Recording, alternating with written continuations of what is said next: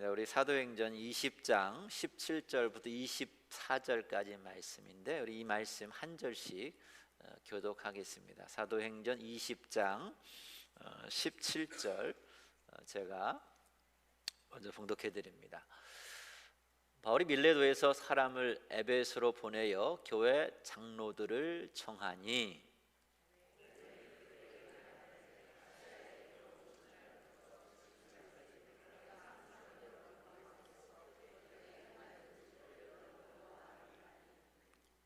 곧 모든 겸손과 눈물이며 유대인의 간계로 말미암아 당한 시험을 참고 주를 섬긴 것과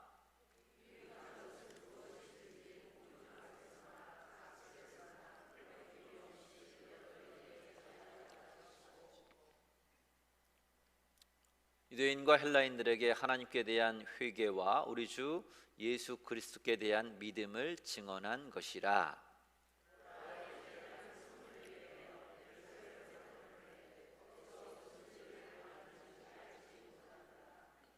오직 성령이 각 성에서 내게 증언하여 결박과 환난이 나를 기다린다 하시나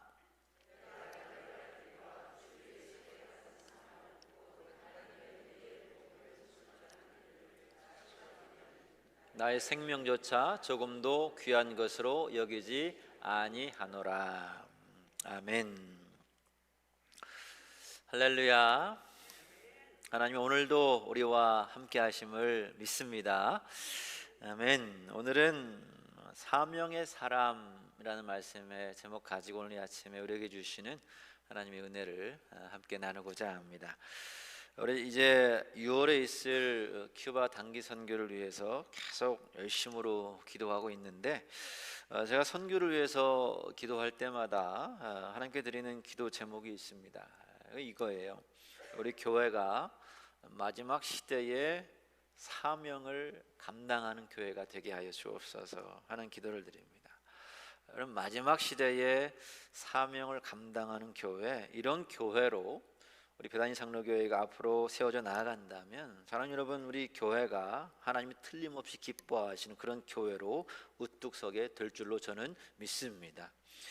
예전에 한국에서 꽤 오랜 시간 동안 사랑받았던 책이 하나 있습니다. 그 책이 에릭 프롬이 쓴 소유냐 존재냐라는 책입니다. 에릭 프롬은 우리 사람이 살아가는 삶의 형태를 크게 두 가지로 나눠서 이야기합니다. 그 중에 하나가 소유를 위해서 살아가는 삶이라고 이야기해요. 이런 삶을 살아가는 사람들에게는 살아가는 이유, 내가 사는 목적이 얼마나 많은 것을 소유하느냐에 달려 있습니다. 또 다른 모습이 있습니다. 존재를 위해 살아가는 삶이 있다라고 이야기해요. 그건 다시 말해 내가 얼마나 많은 물질과 명예를 소유하느냐가 아니라 삶의 의미에 중요한 가치를 두고 살아가는 삶의 모습입니다. 인생의 목적이 무엇이냐? 내 인생에 정말 어디에 중요한 가치를 두고 내 생명을 바쳐서 살아갈 것이냐? 이것을 중요하게 바라보고 살아가는 삶의 형태, 이것이 존재를 위해 살아가는 삶의 형태라고 이야기합니다. 오늘 본문에 나오는 사도 바울은 이 두 가지 삶의 형태 가운데 존재를 위해서 살아간 대표적인 사람입니다. 그래서 자신에게 있는 학벌, 가문의 배경, 로마의 시민권, 이런 것을 중요하게 여기지 않았어요. 심지어 그런 것들을 배설물처럼 여겼습니다. 사도 바울 자신도 과거에는 그런 것들을 위해 목숨 걸고 살았습니다. 하지만 인생에서 정말 중요한 것을 깨우치고 나서 보니까 그런 것들이 다 허망한 것이고 배설물과 같이 여겨지더라 하는 거였어요. 그리고 이제 정말 내 인생의 최고로 가치 있는 것을 위해서 사도 바울이 달려가는데 다름 아닌 그리스도의 복음을 증거하는 그런 사명을 발견한 거였습니다. 오늘 본문 가운데 그런 맥락에서 정말 눈물 없이는 볼 수가 없는 바울의 고백이 본문 24절에 보면 이렇게 기록되어 있습니다. 내가 나의 달려갈 길과 주 예수께 받은 사명, 하나님의 복음을 증거하는 일을 마치려 하면은 나의 생명조차 중요한 것으로 여기지 아니하노라. 이런 고백은 아무렇게나 나올 수 있는 고백이 아니죠. 더구나 소유의 생명을 걸고 살아가는 사람에게는 이 고백은 상상할 수가 없는 고백입니다. 바울은 자신의 삶에서 진정으로 최고로 자신의 생명을 다 바쳐서 살아갈 수 있는 그 가치가 무엇인지를 깨닫고 나서는 자신의 목숨마저도 내놓을 정도의 사명을 이 말씀 가운데 발견을 한 거였습니다. 오늘 우리들 역시도 이 땅에서 사명자의 삶을 살아가기를 원하는데, 이 시간 우리 삶 가운데 나타나야 되는 사명자의 그 삶의 모습이 무엇인지 함께 살펴보시면서 주님의 주신 음성을 함께 듣고자 합니다. 첫 번째로요, 우리 사명의 사람은 주님께 집중함으로 우리 삶의 문제를 해결해 나간다고 우리에게 말씀하십니다. 사명의 사람, 사명을 발견한 사람, 문제 앞에서 쉽게 꼬꾸라지지 않고 오히려 더 하나님께 집중하면서 그 문제를 해결해 나갑니다. 우리 삶 가운데 어떠한 문제든지 늘 우리 삶을 살아가다 보면 문제가 발생해요. 우리의 바람 같아서는 일생 동안 아무런 문제가 없고 평탄한 삶이 되기를 원합니다. 그러나 그것은 천국에서나 가서나 가능한 일이에요. 이 땅의 삶은 누구나 예외 없이 조금만 깊이 들어가서 보면 아무리 지금 겉으로 웃고 있는 사람도 조금만 문을 열고 들어가면 그 사람의 마음에도 걱정과 근심이 가득 차 있습니다. 겉으로 아무리 문제없어 보이는 사람도 잠시만 이야기를 나누고 마음속에 문을 열고 들어가면 해결하기 힘든 문제를 또 안고 지금 살아가고 있어요. 그럼 또 한편으로 우리 믿음 생활에 열심을 내고 내가 지금 영적으로 은혜가 충만한 상태에 있다 할지라도 걱정거리, 근심거리가 없는 것이 아닙니다. 아무리 내가 성령 충만해도 시련과 역경이 얼마든지 내 삶에 찾아옵니다. 특별히 하나님이 기뻐하시는 일을 감당하고자 하면 늘 예외 없이 어려운 일이 우리 삶 가운데 찾아옵니다. 여러분, 우리에게 언제 문제가 닥치고 어느 때 시험거리가 생길지 몰라요. 그렇기 때문에 언제 어떤 상황에 처해 있든지 우리가 붙잡아야 되는 영적 지침이 바로 이런 겁니다. 그게 바로 모든 상황 가운데 하나님께 집중하는 거예요. 그래서 그 삶의 문제를 해결해 나아가는 겁니다. 여러분, 내가 지금 은혜가 충만해 있는데도 원수 마귀는 나를 무너뜨리기 위해서, 삼킬 자를 두루찾기 위해서 나를 찾아다닙니다. 그래서 아주 용감했었지만 좌충우돌하고 매번 실수했던 베드로가 자신의 경험을 바탕으로 베드로 말씀에서 이렇게 권면을 우리에게 들려줍니다. 근신하라, 깨어라, 너희 대적 마귀가 우는 사자같이 두루다니며 삼킬 자를 찾나니. 이어지는 또 야고보서 4장에서 이런 말씀을 들려줍니다. 그런즉 너희는 하나님께 복종할지어다, 마귀를 대적하라, 그리하면 너희를 피하리라. 마귀를 대적할 수 있는 가장 좋은 방법은 오늘 여러분들이 하나님께 복종하는 거라고 말씀하세요. 근신하고 깨어있는 거, 다른 것 아니라 하나님께 집중하면서 하나님의 말씀에 붙들림 받아서 그 하나님의 말씀을 따라서 살아가는 거, 이것이 마귀를 대적할 수 있는 좋은 방법이라고 성경은 깨우쳐 줍니다. 하나님께 복종하는 삶, 하나님의 말씀을 따르는 삶, 여러분 이것이 뭔가요? 하나님께 집중하는 거예요. 그러면서 오늘 본문에 나오는 사도 바울은 우리가 참 본받을 만한 사람입니다.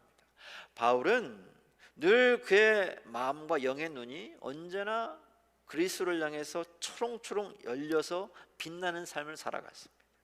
하나님께 그 마음이 늘 집중되어 있고 영적인 눈이 열려 있었기 때문에 언제나 은혜가 충만할 때든지 시련에 처해 있을 때든지 바울은 언제나 강하고 담대하게 자신에게 닥쳐오는 문제들을 넉넉히 돌파해 나아가는 사람이 될 수가 있었어요. 사실 지금 바울이 지금 본문에 나오는 이 말씀을 고백하는 상황은 굉장히 어렵고 힘든 상황입니다. 22절, 23절 본문을 보시면 바울이 처한 상황을 이렇게 고백합니다. 보라, 이제 나는 성령에 매여 예루살렘으로 가는데 거기서 무슨 일을 당할는지 알지 못하노라. 오직 성령이 각 성에서 내게 증언하여 결박과 환난이 나를 기다린다 하시나. 바울이 어떻게 고백합니까? 앞으로 무슨 일을 당할는지 알지 못하노라 고백하죠. 근데 성령이 바울에게 이미 예언처럼 들려주십니다. 앞으로 네 삶 가운데 고난이 닥칠 것이라. 근데 바울의 모습을 보면 그 마음 중심이 주변 이런 환경에 의해서 휘둘리지 않습니다. 요동치지 않아요. 오히려 더욱더 하나님께 그의 영적 시선을 모으면서 맡기신 그 사명을 감당해 나아가는 그런 사명자의 삶의 모습을 본문 가운데 발견할 수가 있습니다. 오늘 우리는 어떻습니까? 우리는 문제가 닥치고 어려움이 생기면 우리는 마음에 걱정부터 덜커덩 생깁니다.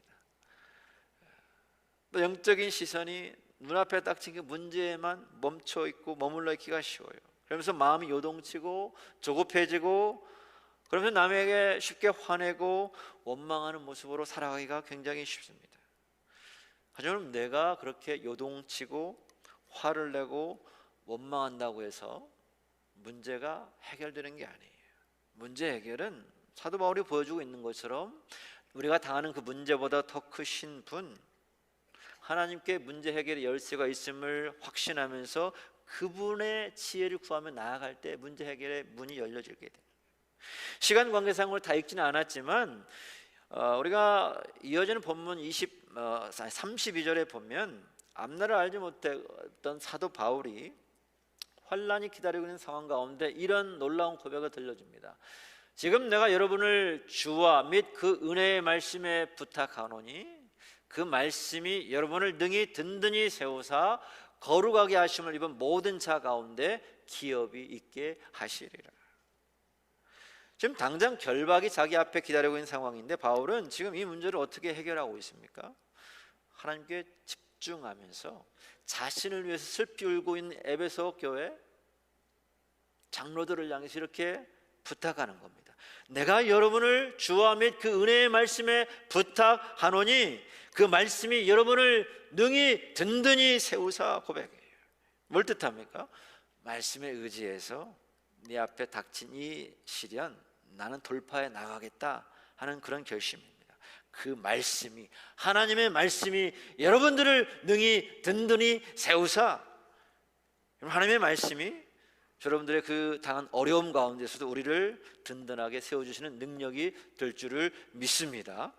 다시 말해 어려움을 당해도요 하나님께 집중하면서 나아가면 하나님 우리에게 그 문제를 풀어나갈 지혜도 도움을 주는 손길도 물질도 예비하시겠다고 약속으로 들려주시는 말씀이에요.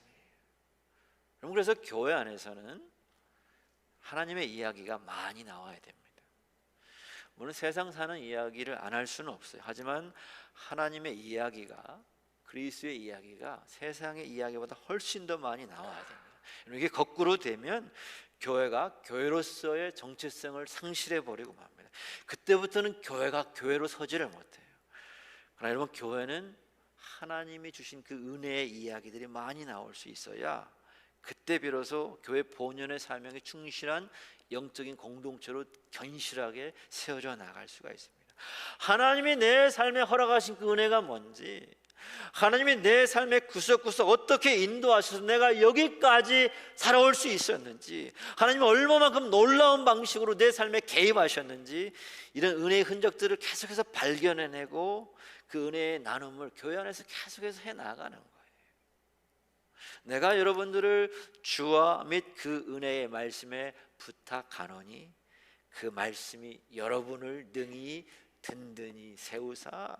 우리 사도 바울의 권면처럼요, 상황과 환경보다도 그 하나님의 말씀에 집중하면서 우리 시련과 역경 앞에서도 쉽게 무너지지 않고 말씀에 든든히 세워져 가는 우리 베다니 가족들 모두가 되시기를 주의 이름으로 간절히 축원합니다. 두 번째로, 사명의 사람은 나에게 주신 그 은사를 사명으로 전환시켜내는 삶을 살아간다고 말씀하셨어요. 나에게 주신 그 은사, 능력, 그걸 사명으로 바꿔서 삶을 살아갑니다. 여러분, 하나님 주신 은사를 나에게 주신 그 사명되어서 살아나갈 때 우리를 통해 하나님이 역사하십니다. 바울의 삶의 모습을 보면 회심 이후에 복음을 증거하고 가르치는 일에 자신의 모든 시간을 투자하며 살아가요. 오늘 본문 20 10절 21절 보면 바로 이렇게 고백합니다. 유익한 것은 무엇이든지 공중 앞에서나 각 집에서나 거리낌 없이 여러분들에게 전하여 가르치고 유대인과 헬라인들에게 하나님께 대한 회개와 우리 주 예수 그리스도께 대한 믿음을 증언한 것이라. 지금 같은 의미가 반복되고 있는데 여러분 이런 겁니다. 20절 노란색 구절 하반절에 전하여 가르치고 21절에 주 예수 그리스도께 대한 믿음을 증언한 것이라. 여러분 전하고 가르치고 증언하는 일을 바울이 지금 한 거예요. 곧 가르침의 은사를 바울이 자신의 사명으로 전환시켜가는 삶의 모습이라 할 수가 있습니다. 하나님이 나에게 주신 것들이 있습니다. 언변에 탁월한 은사를 하나님이 나에게 주셨다면 여러분 그 은사를 다른 사람을 위로하고 격려하고 세워주는 사명으로 전환시킬 수 있기를 바랍니다. 언변의 능력 가지고 사람과의 관계를 이간시킨다든지 남에게 상처 주는 데 사용하시면 안 되는 거예요. 또 나에게 하나님 물질을 풍성히 주셨습니다. 여러분 그렇다면 그 물질을 가지고 어려움에 있는 이웃들 돌보고 섬기는 일에, 또 선교지에 물질을 후원하는 일에 그 모습 가지고 물질의 그 풍족함을 다른 사람을 섬기는 사명으로 알고 우리 살아갈 수 있기를 원하는 거예요. 몸이 건강하십니까? 여러분 그러면요 그 건강을 이웃에게 봉사하고 헌신하는 일을 위한 사명으로 사용해 나가시는 거예요. 또 한편으로 우리가 지나온 삶 가운데 과거에 당한 아픔과 상처가 있으십니까? 그렇다면 그 상처와 아픔에 주저앉아 있지 마시고 그 아픔을 다른 사람 위로하고 격려하고 치유하는 사명으로 변화시켜 나가시기를 바랍니다. 동병상련이라는 말이 있는 것처럼요 여러분 아픔을 경험한 사람만이 그 사람의 그 아픔을 위로해 줄 수가 있습니다. 그 아픔 경험하지 않으면 그 사람이 얼마만큼 아파하고 있는지 도저히 위로를 하지 못해요. 이무석이라고 하는 한국의 정신과 전문의가 계시는데 이분이 남에게 쉽게 말하지 못하는 열등감이 하나 있었습니다. 다름 아닌 그 자신의 신체 부위에 대한 열등감이 있었어요. 뭔가 하면 이 머리가 소위 말하는 대머리였어요. 그래서 그것을 감추기 위해서 평상시에는 가발을 쓰고 다녔습니다. 그런데 이 열등감이 어떻게 치유되었는가 하면 같이 사는 아내가 어느 날 이무석 박사의 머리를 보면서 아주 사랑스럽게 진심 어린 말로 이렇게 이야기를 하는 거였습니다. 아유 반짝반짝 빛나고 윤나고 참 좋은데요 뭐. 이게 비웃기 위해서 한 말이 아니에요. 정말 자기 남편 있는 그대로 그게 멋져 보이고 그 남편을 존중해서 한 말이었습니다. 이 이무석 박사가 이 아내의 이 진심 어린 사랑이 담긴 말을 듣고 나서 자기가 그동안 감춰왔던 혼자만 품고 왔던 그 열등감이 어느새 눈 녹듯이 사라지는 경험을 한 거예요. 그 전까지는 가발 쓰지 않으면 대중 앞에 서질 못했던 사람이었습니다. 그런데 그 이후부터는 아주 당당하게 막 머리를 디밀면서 사진을 막 찍게 됩니다. 사람들 앞에 서서 민머리로 자신감이 넘치는 강의를 하는 그런 사람으로 돌변했어요. 특별히 열등감과 아주 고생하고 있는 많은 사람들에게 어떻게 하면 그 열등감을 치유할 수 있을지 사람의 마음을 잘 어루만지고 위로하는 그런 책을 저술하는 정신과 전문의로 한국에서 많은 사람을 치유하는 그런 사람으로 정말 지금 귀하게 쓰임받고 있습니다. 여러분 이것처럼 내 마음에 상처와 아픔이 있다면 그 아픔과 상처를 통해 다른 사람을 위로하고 치유하는 사명으로 바꿔나가시기를 원하는 거예요. 내 상처만 바라보면서 내 상처 안에 주저앉아서 나를 위한 연민에 빠져 있지 않기를 원합니다. 아픔과 상처가 있기 때문에 오히려 내가 진정한 치유자의 삶을 살아갈 수가 있습니다. 그래서 우리 모두가 그 헨리 나운의 말처럼 상처 입은 자의 치유자의 삶을 살아갈 수 있어야 되는 거예요. 상처가 상처로만 머물지 않고 그것을 나와 같은 아픔을 겪고 있는 그 사람들을 치유하는 사명으로 전환시켜서 살아갈 수 있기를 원하는 겁니다. 오늘 본문 가운데 바울이 이렇게 자신에게 하나님이 허락하신 것을 사명으로 지속시켜 나가는 삶의 모습을 볼 수가 있습니다. 우리 다 읽지는 않았지만요, 우리 이제 그 마지막 그 24절에 보면 다시 한번 보시면 이렇게 고백을 하죠. 내가 달려갈 길과 주 예수께 받은 사명 곧 하나님의 은혜의 복음을 증언하는 일을 마치려 하면은 나의 생명조차 조금도 귀한 것으로 여기지 아니하노라. 바울이 지금 자신에게 주어진 사명을 위해서 어떤 고백을 합니까? 하나님의 은혜의 복음을 증언하는 일을 마치려 하면은, 복음 증거하는 게 바울에게 사명이죠. 그 다음 말씀 보니까 나의 생명조차 조금도 귀한 것으로 여기지 아니하노라. 자신의 생명조차 귀하게 여기지 않겠다라고 다짐하고 결심하고 있습니다. 그럼 사도 바울은 이 고백대로 살다가, 참 멋지게 살다가 자신의 인생의 마침표를 아주 멋지게 찍고 하나님 앞에서 로마의 그 단두대에서 목이 잘려져서 장엄하게 순교했습니다. 오늘 이 말씀을 듣는 저 여러분들도 하나님이 우리에게 주신 사명 끝까지 잘 감당하시다가 멋지게 우리 인생의 마침표 찍으시고 하나님께 부르받는 이 귀한 은혜가 우리 모두 가운데도 있게 되시기를 주의 이름으로 간절히 축원합니다.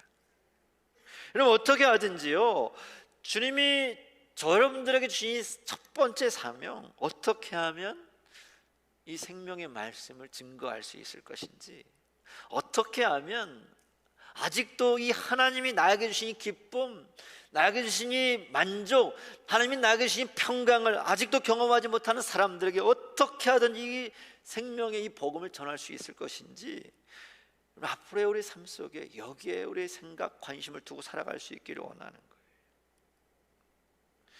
말씀을 준비하면서 예전에 유튜브를 통해 봤던 이 바이올린 연주자 박지혜 자매에 관한 간증이 문득 떠올랐습니다. 이 자매가 독일에서 태어났어요. 독일에서 살면서 엄마와 단둘만 살아가다 보니까 외로운 거예요. 외로움을 견디기 위해서 바이올린 연주하는 일에 아주 필사적으로 매달렸습니다. 그 결과 독일 정부로부터 생활비와 장학금을 지원받아요. 독일 마인츠 음대에 14살에 최연소 합격을 합니다. 그런 수십억을 호가하는 과르넬리라고 하는 그 정말 단 한 명에게만 1년 동안 무상으로 임대해주는 그 피말리는 오디션에 이 자매가 등록해서 이 자매가 늘 1등을 차지를 합니다. 그게 무려 12년이 넘도록 그 과르넬리를 들고 바이올린 연주를 하는 거예요. 근데 그런 뛰어난 실력에도 불구하고 밖에 나가면 이게 독일이라고 하는 외국 나라지 않습니까? 언제나 사람들의 시선이 이방인으로 나를 보는 거예요. 독일 정부로부터 많은 혜택을 누리고 있음에도 불구하고 늘 그래서 어딘지 모르게 주눅든 채 삶을 살아갔습니다. 그분이 자매가 서서히 우울증이라는 늪에 빠져들어가게 됩니다. 그게 정신적으로 신적으로 무너지게 되면서부터 겨우 1분 1초 동안 바이올린을 들고 연습하는 그것이 아주 중노동처럼 마음에 다가왔습니다. 그 시간이 지나면서부터는 아주 잠깐 동안도 바이올린을 손에 들기조차 힘이 없는 너무나 힘든 상황에 처하게 됐어요. 그때까지 신앙을 가지고 승승가도를 달리고 있었음에도 불구하고 결국 심각한 우울증에 자매가 빠지게 됐습니다. 그래서 하나님이 이끌어 주신다고 하는 그런 믿음도 무너져가고 스스로 이겨내려고 발버둥을 치면 칠수록 마음과 몸은 더욱더 지치고 무너져 내려갔습니다. 그래서 주변의 의사가 당신 이대로 가면 죽어 하는 말도 들려오지 않아요. 주변에 많은 위로와 격려가 귀에 들려오지 않습니다. 그렇게 살 소망을 잃었던 이 자매에게 어느 날 정말 찬양의 그 가사 한 소절이 이 자매의 가슴을 뚫고 들어왔어요. 우리가 잘 그 고난 중간에 부르는 그 최후 승리를 얻기까지 그 찬양이 있죠. 최후 승리를 얻기까지 주의 십자가 사랑하리, 빛난 면류관 얻기까지 험한 십자가 붙들겠네. 이 찬양, 이 찬송 가사가 가슴속을 깊숙이 파고 들어오면서 이 자매의 마음이 순간적으로 놀랍게 변화하기 시작했습니다. 이런 마음을 주시는 거예요. 여기가 끝이 아니고 아직 나에게 최후 승리가 남아 있구나. 세상에 성공 말고 십자가 붙들면 아직 나에게 최후 승리가 남아 있는 거구나. 그리고 나서 서서히 자매가 다시 음악을 듣기 시작했습니다. 그렇게 해서 우울증을 어느 정도 넘겨갈 때쯤 이 엄마가 자매를 데리고 한국으로 데리고 나왔습니다. 그리고는 한국에 있는 소규모 병원, 교도소, 작은 교회, 또 소록도에 나온 자들까지 찾아가면서 연주를 나누기 시작을 합니다. 여러분, 사실 이 자매는요 2011년 뉴욕 카네기홀에서 한국인 최초로 독주회를 연 자매예요. 세계 최대 음반 회사랑 계약해서 골든 디스크를 달성한 자매입니다. 그런 사람이 예전 같으면 교도소 다니고 무슨 나환자들 찾아다니면서 연주한다고 하는 거 상상해나 했겠습니까? 하지만 자신에게 그 성공의 도구가 가장 큰 짐이 되어서 우울증으로 찾아왔을 때 이 자매는 그 도구를 가지고 하나님의 영광과 다른 사람을 위로하는 목적으로 그 도구를 사용하기 시작을 했어요. 그리고 그렇게 바이올린 연주를 어려움에 처한 이웃들과 함께 나누는 과정에서 이 자매가 우울증의 늪에서 완전히 회복되는 은혜를 체험하게 되었습니다. 그리고 이제는 전 세계를 향해서 정말 그 하나님의 사랑을 전하고 또 하나님의 영광을 위해 사는 사람의 그 기쁨이 어떠한 것인지를 맛보고 또 나누며 살아가고 있어요. 하나님은 오늘 우리에게도 최후 승리가 우리에게 남아 있습니다. 다름 아닌 우리를 위해서 자기 몸을 버리신 예수 그리스도를 붙잡고 그분이 주시는 그 능력으로 우리를 새롭게 해 나아갈 때 박지의 자매처럼 오늘 우리에게도 상처 입은 치유자가 되어서 살아갈 수 있는 이 귀한 은혜 우리 가운데도 허락해 주시리라 믿습니다. 그럼 다시 말해서 그리스도 예수 안에 있는 자는 상처가 더 이상 상처가 아니라 우리 그 상처가 사명이 되어서 다른 사람을 살리는 치유자의 삶을 살아가게 하신다고 하는 거예요. 사랑하는 여러분, 내 눈이 보기에 끝난 것 같아도요 하나님이 끝내지 않으시면 끝난 게 아니에요. 말씀을 드리고자 하는 포인트는 하나님이 주신 그 사명 붙잡고 살아가는 사람은 상황적으로 아무리 어려워도 하나님이 끝까지 길을 가게 하시면 무슨 일이 있어도 그 길 끝까지 걸어갈 수 있는 은혜 주신다고 하시는 겁니다. 오늘 본문에 나오는 사도 바울, 그럼 바울을 잘 보세요.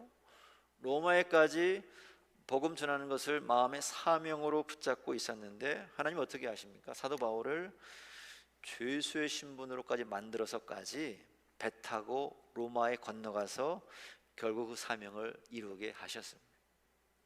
하나님이 끝내지 않으시면 아무리 어려워도 끝난 것이 아닌 거예요.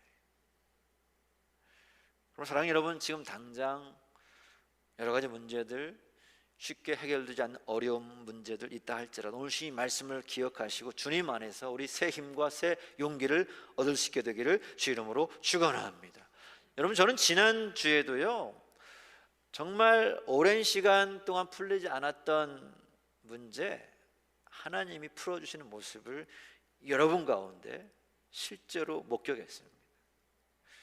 어떤 분이신지 제가 실명을 거론하지는 않겠지만 하나님 믿고 정말 끝까지 하나님 손 붙잡았어요. 그랬더니 하나님이 정말 그냥 내 인간의 생각에서 도저히 해결되지 않을 것만 같던 그 어려운 문제를 하나님 새 길을 열어주시는 모습을 지난주에 제 눈을 통해서 또 보게 하시고 경험하게 하셨습니다.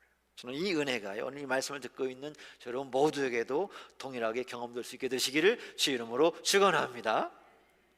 여러분, 이제 우리 앞으로 한 달간 VIP 작정을 위한 시간으로 삼고 나아갈 수 있기를 원해요. 지난주까지 제가 어떤 광고 말씀을 드린 것처럼 작전 카드 우리 같이 좀 모으기로 했는데 제 기대만큼 그렇게 많지 않습니다. 그래서 우리 더 기도하시면서 주변에 보십시오.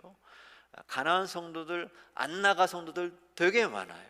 우리 주변에 기도하시면서 올 한 해 동안 그 한 생명 위해서 마음에 작정하시면서 우리 함께 저와 함께요 올해 이 마지막까지 정말 하나님이 기뻐하시는 그 일을 위해서 우리 마음을 모아서 힘차게 달려나갈 수 있기를 원하는 거예요. 오늘 칼럼에도 적었지만 그들은 부활절 이후에 우리 교회는 앞으로 이제 전도와 선교를 향해 나아갈 겁니다. 이제 6월에 큐바 선교를 위해 더 많이 기도로 동참해 주시기 바라고, 이제 10월에 새생명 전도 축제를 기도로 준비하고 있습니다. 여러분, 그러기 위해서 앞으로 한 달 동안 마음에 한 생명 꼭 작정해 주십시오. 우리 전 교인이 한 생명 작정하셔야 제가 기도하는 그 숫자를 달성할 수가 있습니다. 하나님이 주시는 그 300 우리 같이 채워나갈 수 있기를 원해요. 사랑하는 여러분, 우리 이 일을 위해서 함께 꿈꾸시면서 정말 하나님이 기뻐하시는 그 사역에 한 마음 가지고 우리 힘차게 올 한 해 동안도 달려나가시기를 원합니다. 우리 말씀의 결론은 오늘 본문 24절 가지고 말씀의 결론을 이렇게 맺을 수 있기 원합니다. 우리 같이 이 말씀 한 목소리로 말씀을 읽도록 하겠습니다. 같이 읽겠습니다. 자, 시작. 내가 달려갈 길과 주 예수께 받은 사명 곧 하나님의 은혜의 복음을 증언하는 일을 마치려 하면은 나의 생명조차 조금도 귀한 것으로 여기지 아니하노라. 아멘. 아멘입니다. 우리 바라기는 우리에게 주신 은사를 통해서 또 심지어 우리에게 있는 그 아픔, 상처까지도 사명으로 전환시키셔서 하나님이 기뻐하시는 일에 귀하게 쓰임 받으시는 배단위 가족들 모두가 되시기를 주의 이름으로 간절히 축원합니다. 아멘. 다 함께 일어나셔서 주신 말씀 붙들고 찬양할 수 있기 원하는데, 우리 이런 교회 되게 하셔서 우리 함께 찬양하며 나아가도록 하겠습니다.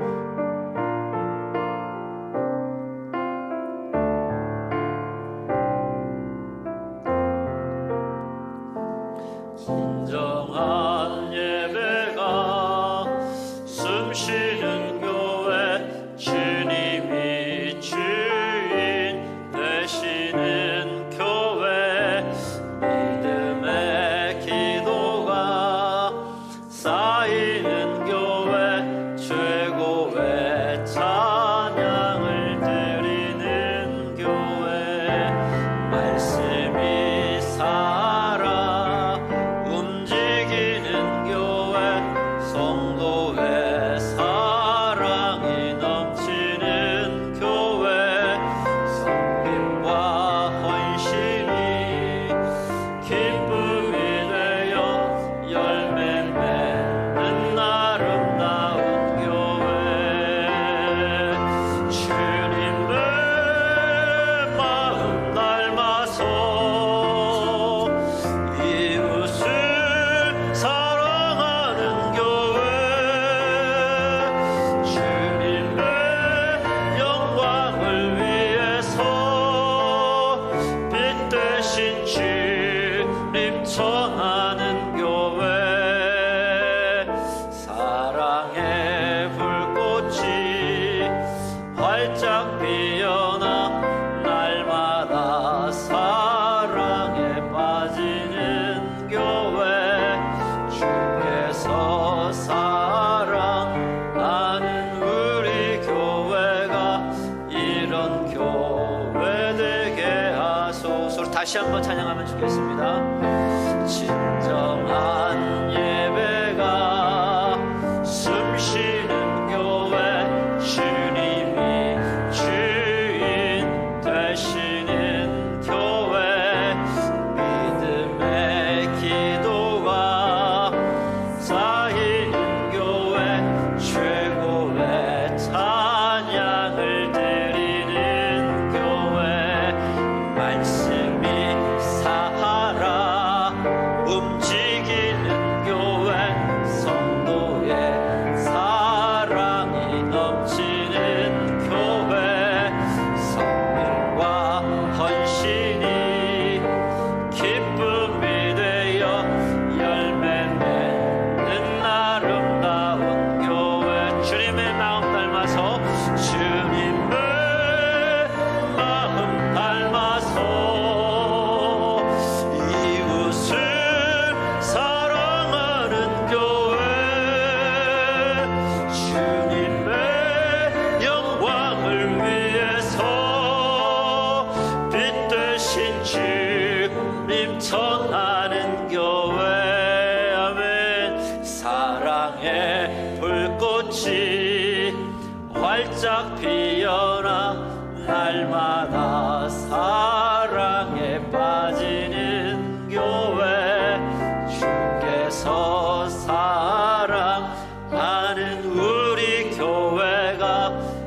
이런 교회 되게 하소서.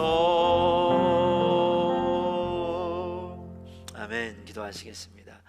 하나님 아버지, 하나님 아버지, 오늘 주신 말씀처럼 아버지, 저희들 어떤 상황 속에서도 하나님께 집중할 수 있는 귀한 믿음의 사람이 될 수 있기를 원합니다. 아버지, 문제를 만나고 어려움을 만날 때 그 문제보다, 그 어려움보다 더 크고 위대하신 하나님께 우리의 믿음의 시선을 돌릴 수 있는 저희들 모두가 되게 하여 주시옵소서. 아버지, 그래서 특별히 우리에게 주신 그 귀한 은사, 또 물질, 심지어 우리 아픔과 상처까지도 모든 것들 하나님의 영광을 위해서 사명으로 전환시킬 수 있는 저희들 모두가 되게 해주시기를 원합니다. 하나님, 그래서 앞으로의 삶 가운데 주님이 기뻐하시는 귀한 또 영혼 구원 사역에 하나님 존귀하게 쓰임 받으며 주님 마음을 시원케 드릴 수 있는 배단의 건속들 모두가 될 수 있도록 하나님 인도하여 주시옵소서. 또 지난 한 주간 동안 주신 귀한 은혜 감사해서 주님께 귀한 예물을 올려드립니다. 주님의 나라와 주님의 영광 위에 귀하게 쓰임받는 예물 되게 하시고 들어진 모든 손길 위에 하나님의 채우시는 놀라운 은혜가 우리 배단의 건속들 모두의 삶 속에 넘쳐날 수 있도록 하나님 축복하여 주시옵소서. 이제는 우리 주 예수 그리스도의 은혜와 하나님 아버지의 크신 사랑하심과 성령님의 감화감동 교통하심이 모든 상황 가운데 하나님께 집중하며 주신 은사와 모든 아픔과 상처까지도 사명으로 전환시켜서 하나님 기뻐하시는 존귀한 믿음의 삶 살아가기로 결심하는 배단의 권속들 머리 위에 지금부터 영원토록 함께 하시기를 간절히 축원하옵나이다. 아멘.